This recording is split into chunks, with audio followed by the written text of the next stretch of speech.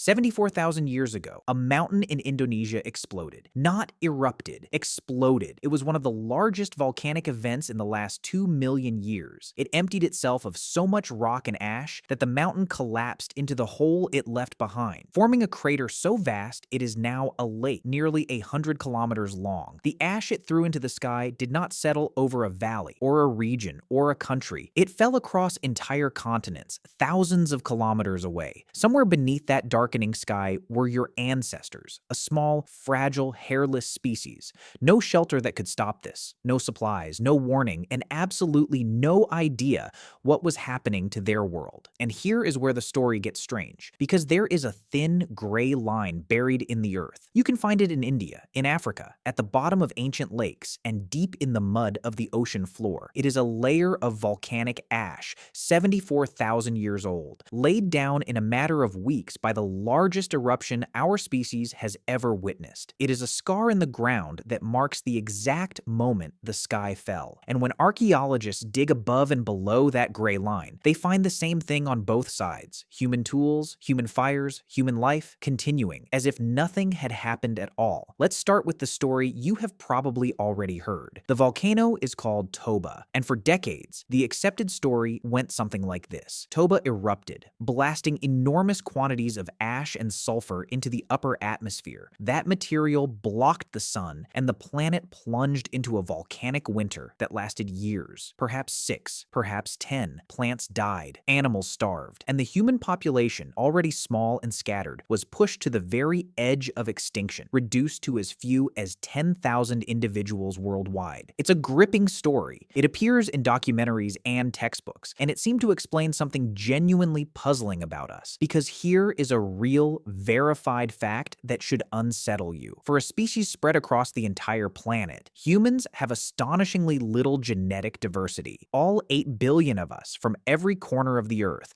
are more genetically similar to each other than a single troop of 50 chimpanzees is to itself. That is bizarre.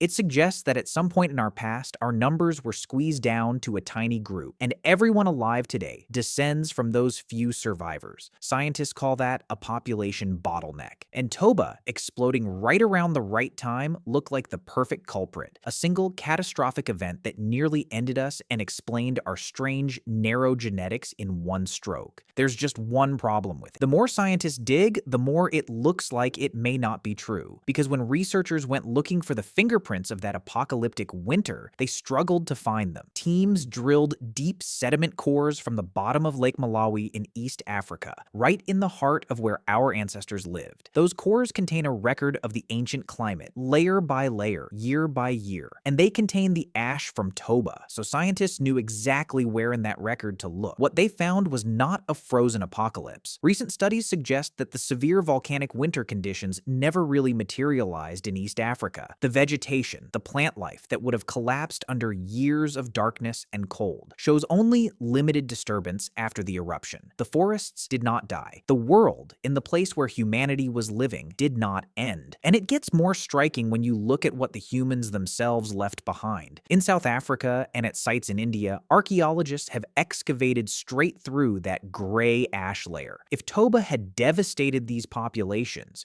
you would expect to see it. A collapse in tool-making, sites abandoned, long gaps in occupation where the humans simply vanished. Instead, they found continuity. People were living there before the ash fell, and they were living there after, making tools, building fires, carrying on. In some places, the evidence suggests they didn't just survive. They adapted. New tools appear, new strategies, signs of a species meeting a changing world by changing with it. So today, the picture has shifted. Most researchers now see Toba as a powerful but not globally apocalyptic event. It absolutely stressed ecosystems. It certainly made life harder in some regions, and it probably killed a great many people who lived near it. But it did not bring our species to the edge of extinction. It did not, on its own, nearly end us. And that raises a much better question. If Toba didn't cause the bottleneck, then what did? Because the bottleneck is real. That strange, narrow genetic diversity is not a story. It's written into every cell of your body. At some point, or perhaps at several points, humanity passed through a needle's eye. Something squeezed us down to a small population, and it left a permanent mark on our DNA. The honest answer is that we're not sure. It may not have been one dramatic event at all. It It may have been the slow grind of the Ice Age, with its brutal swings of climate, punishing our ancestors again and again over tens of thousands of years. It may have been a series of smaller catastrophes, droughts, famines, that we can no longer see individually in the record. It may have happened long before Toba in a different age entirely. We know it happened. We just don't know exactly what did it. And this is where I find the story genuinely beautiful and where it flips completely on its head. For years, we told ourselves the Toba story because we love a certain kind of narrative about ourselves, the near miss, the fragile human almost snuffed out, saved by luck. It makes us feel small and lucky and precious. But the evidence is telling us something else, something better. It's telling us that the largest eruption in 2 million years went off, and our ancestors did not break. They were living through an ice age already. They had faced predators, starvation, cold, and darkness for hundreds of thousands of years. And when the sky filled with ash, they did what humans have always done. They adjusted. They found new food. They made new tools. They moved when they had to, and they stayed when they could. The disaster did not reveal how fragile humans are. It revealed how staggeringly difficult we are to kill. And there may be an even deeper twist buried in this. Some researchers have suggested that the pressures around this time, the changing environments, the disruption, may have forced human groups to become more flexible, more inventive, and more cooperative just to keep going. Some have wondered whether that adaptability is part of what eventually allowed our species to spread across the world and to outlast the other kinds of human who shared it with us. Whether the Neanderthals and the Denisovans and all the rest were simply less able to bend when the world shook. We don't know that for certain, but sit with it for a second. The idea that the disasters didn't weaken us, they shaped us, that every catastrophe our ancestors walked through was, in a brutal way, a lesson that got carved into how our species thinks and cooperates and survives. So picture it one more time. 74,000 years ago, somewhere in Africa, a small group of humans looks up. The sun is dimmer than it should be. A fine gray powder is settling on the leaves and on the water and on their skin. They have no idea that a mountain on the other side of the world has torn itself apart. They have no explanation for the strange sky. They only know that something enormous has happened and that they cannot outrun it. So they do the only thing they can. They gather closer to the fire. They find what food there is. They keep their children warm, and they wait it out day after day until the sky slowly clears and the world becomes something they can live in again. They had no idea they were being tested. They had no idea that 74,000 years later, we would be standing over that thin gray line in the dirt, arguing about how close they came to disappearing. They simply refused to disappear. And every single time you hear that humans almost went extinct,